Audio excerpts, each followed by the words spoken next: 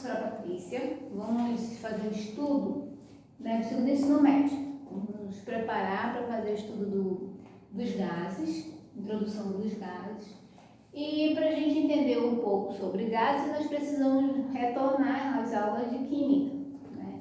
Vai aparecer alguns gases nobres, alguns gases compostos, porque tem a mudança, né, quando se envolve temperatura, por exemplo, o H2O, que é a água. Se a gente for ferver, fazer um cafezinho, o aumento da água, da temperatura, vai fazer ferver e vai criar uma pressão dentro da panela, se estiver tampado. Se não tiver, vai evaporar normal. Mas aí nós vamos estar muito focados no estudo dos gases para se preocupar com a temperatura, o volume e a pressão, né? Então, a gente tem que entender esse estudo dos gases.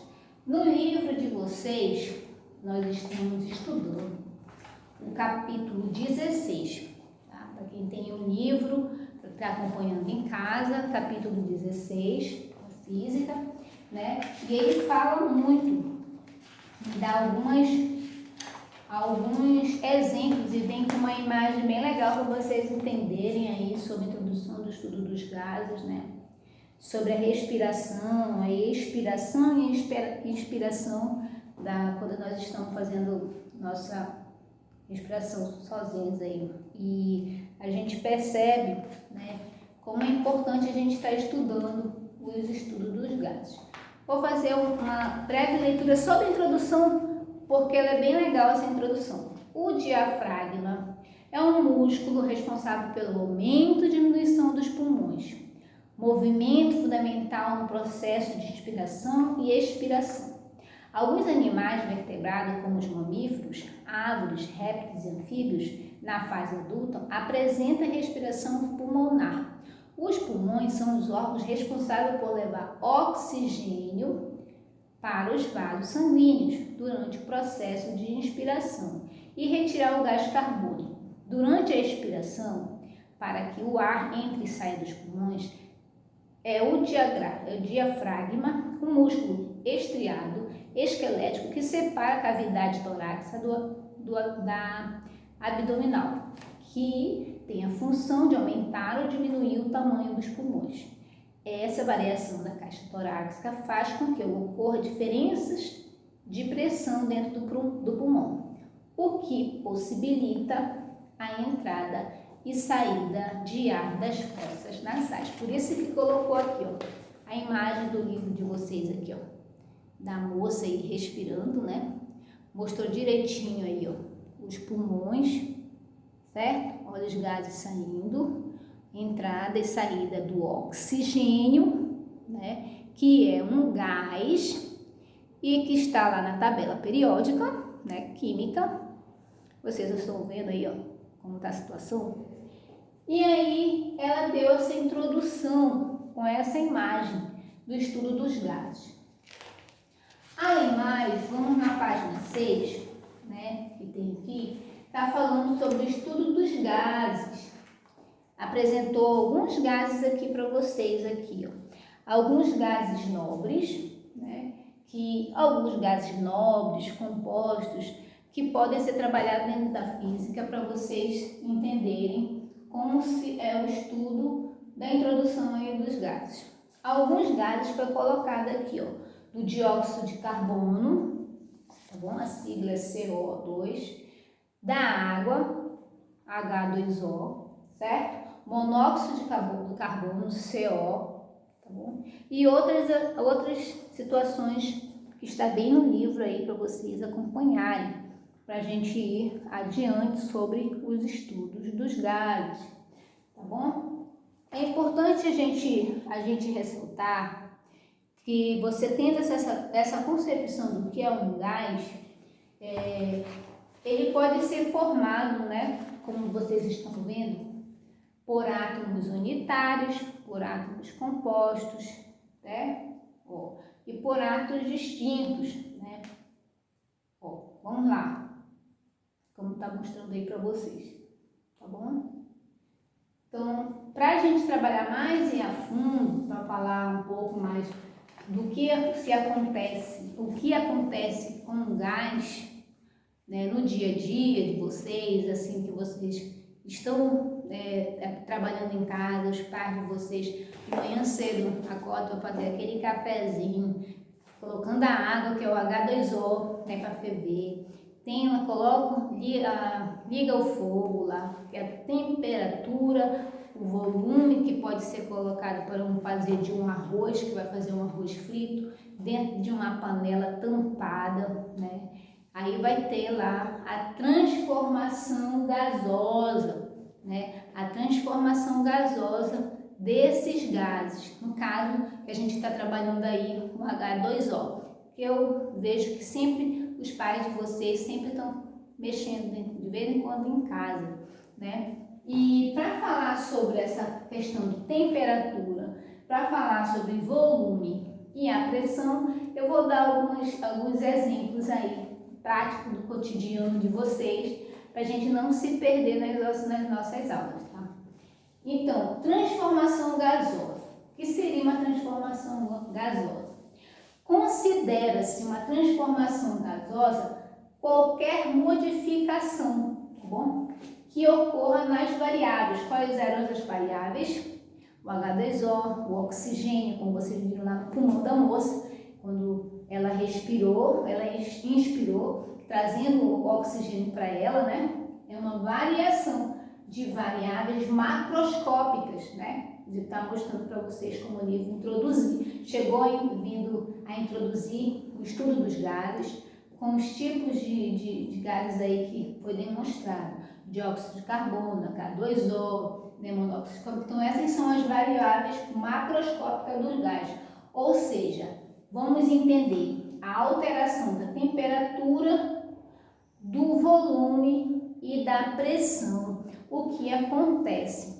Mas para a gente entender o que acontece nessas questões aí de temperatura e volume, né, vamos entender que dentro dessa transformação gasosa, eu tenho o que? A transformação isobárica, né? A transformação isobárica, a transformação isocórica, a transformação isotérmica e a transformação clínica. E o que seria a transformação isobárica, né? Eu tenho que a minha pressão é mantida constante. Eu tenho uma pressão, né, mantida constante que eu vou chegar à minha transformação isobárica. É o exemplo da panela que está com um líquido com a água, né? Está fervendo alguma coisa lá dentro, uma sopa, um feijão, um arroz, né? Então a pressão ela é mantida constante ali, né? Está sendo pressionada. Mas para que chegue essa pressão, ela mais rápido, né? Com a temperatura ali bem pouquinha, ela tem que estar tampada, né? Para ficar aquela pressão. Estou pressionando, né? Vamos falar um pouco também sobre a panela de pressão. Está lá fervendo, muito perigoso se alguém chegar lá, for pegar na panela de pressão, tentar abrir ela, sem tirar a pressão da panela, ela pode, né, explodir no rosto da gente, jogar aquele líquido quente, que a água, ela é um tipo de gás, né, que ela vai se transformar, que é a H2O, né, quanto mais a temperatura aumenta, ela vai ficar nessa situação aí, na transformação isobárica que é chamada. Vamos falar um pouco sobre a transformação isocórica. Onde que eu encontro essa transformação isocórica? É a questão do volume, né? O volume permanece constante, mas me dê um exemplo, professora, de transformação isocórica, né? Quando os pais de vocês saem para calibrar o pneu, eles pegam aquela mangueirinha, tem uma mangueirinha lá do posto de gasolina, e eles veem assim, olha, meu pneu está meio seco, eu vou encher. Aí pega lá, mantém lá o número que colocam lá, 32, 33, depende da calibragem do carro, aí aciona lá, liga lá, e aí começa a produzir o volume, que vai se mantendo constante, né? a roda do carro, ela vai começar a se encher, né? Tem uma imagem aqui, ó, a imagem do carro está sendo calibrado, né? É um exemplo de transformação isocórica, né? Estou calibrando o pneu do carro. É um exemplo prático para vocês observarem que está acontecendo ali essa transformação gasosa, chamada de transformação isocórica. Vamos falar um pouco sobre a transformação isotérmica. Vamos falar da transformação isotérmica, onde fica manter a temperatura constante. O que é vou manter a temperatura?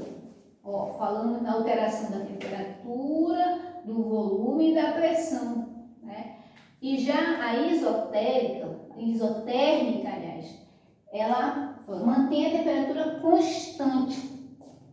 Estão fazendo o arroz frito? Quem já fez o arroz, né? O arroz, vamos colocar que ele seja um volume, né? Se o fogo estiver com temperatura lá embaixo, numa certa situação, aí a panela estiver bem tampadinha, né? Eu vou ter o que? Manter a temperatura constante. Então, mantendo a temperatura. Se a panela estiver fechada, ela vai ficar criando volume em arroz, porque ele vai crescer, né? Que ele vai cozinhar. Então, com a temperatura constante, ele vai ficar bem cozido, né? E também a panelinha bem fechadinha, que sempre a gente aconselha para manter a temperatura constante, manter a panela fechada para ela não demorar a ferver, né? Fica mais fácil para vocês.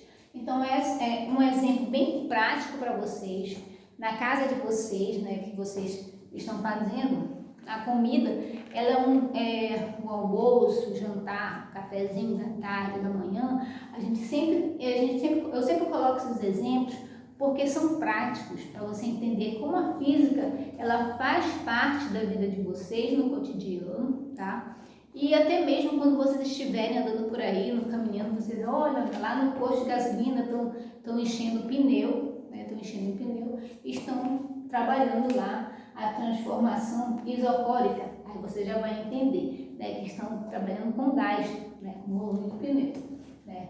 E quando a gente fala sobre a lei geral, está na página 16 do livro, no capítulo 16, né? Está falando sobre a lei geral dos gases perfeitos, né? E ele destaca muito a questão de expansão isobárica, que é essa aqui, onde a pressão é mantida constante, transformação isobárica, e a compressão isotérmica. Cadê? Isotérmica, compressão isotérmica aqui, ó. São dois destaques na lei geral dos gases perfeitos, certo? Eu tenho dois destaques porque a expansão isobárica, para um gás colocado em um recipiente de embolo móvel, é fornecido calor, né? Aumentando-se sua temperatura para um valor de temperatura 2, como consequência, o volume do gás aumenta para o volume 2 aí, né? Na transformação isobárica, o nome da panela que eu sempre coloco aqui. Aqui tem um exemplo aqui, ó, no livro de vocês. Olha, aqui, ó, debaixo aqui tem um fogo, está sendo aquecido, né? A gente fala da temperatura, né? Ó, está sendo aquecido, aqui, ó, o estado sem temperatura normal, e quando tem, tá fechado, quando tem o fogo, ó, com a agitação do volume, ó, tá maior, né? Fica agitado porque tá criando gases dentro dessa panela, né? Tá verificando aí, ó. Para um gás colocado em recipiente de embolo móvel, é fornecido calor, aumentando-se sua temperatura para um vácuo. Como consequência, o volume do gás aumenta. Então, se eu tenho uma água dentro da minha panela e tá fervendo, tá tampado, tá com volume, tá com volume da água e do gás que está se formando ali dentro, certo? Do gás que está se formando ali dentro. Isso é importante que a gente tenha aquele cuidado. Eu falo assim, sempre tome cuidado com a panela de pressão. Eu sempre falo, tome cuidado com a panela de pressão, porque a água ela está evaporando, está virando um gás. Então, a qualquer momento, se você abrir aquela pressão ali, né, a temperatura vai aumentar e, consequência, vai criar um volume de gás que é perigoso quando alguém vai abrir, né, explodir no rosto da pessoa. Então, tem que ter esse cuidado. Tá bem a imagem, olha aí, ó. O líquido, aí vai a evaporação, como aumenta o volume, certo? Vamos lá na compressão isotérmica. Na compressão isotérmica, eu tenho que diminuir o volume se alterar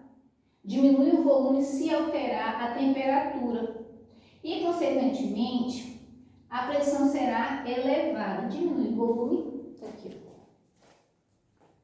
estou mantendo aqui, ó. A partir desse estado, realizaremos compressão diminuindo o volume sem alterar a temperatura e, consequentemente, a pressão será elevada, chegando ao estado 3 aí, ó. Estou aumentando, bem alterada aí, ó.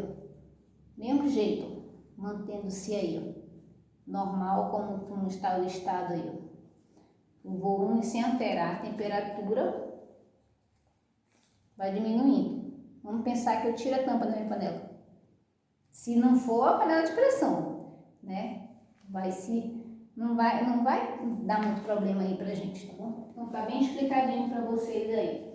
Então a importância da gente estar estudando os gases no estudo da física para vocês é para vocês verificarem as situações da física, da natureza, como está a modificação, né, até de suas variáveis, que são os que nós estudamos aí, fazem parte da natureza, a gente está com eles, vivenciando no dia a dia, e essas explicações são explicações básicas, está no livro de vocês, tá bom? Estou enviando algumas atividades para vocês fazerem, e não tem muito cálculo, porque são muitas. O livro vem com muita teoria para vocês aprenderem bem a teoria. Acredito que daqui a mais um tempo a gente vai poder fazer os cálculos direitinho. Então, força aí, façam as atividades, estou fazendo para vocês e acompanhem, tá bom? Tchau!